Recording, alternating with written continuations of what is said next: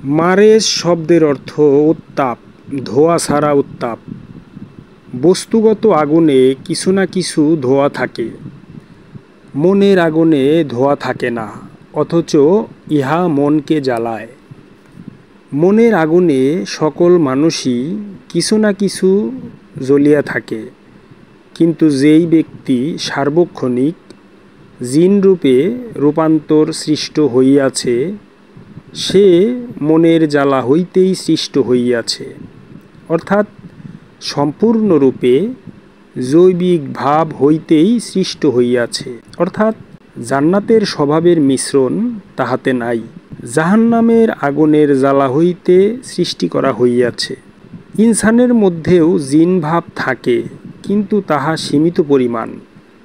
আসলে প্রকৃত অর্থে কোরআনের সঠিক, বিশুদ্ধ এবং সর্বজনীন দর্শন হচ্ছে, কামেল গুরুর আশ্রয় ব্যতীত মানুষ এবং জিন জাতিকে অসীম জিন ভাব হইতে কেহই রক্ষা করিতে পারিবে না।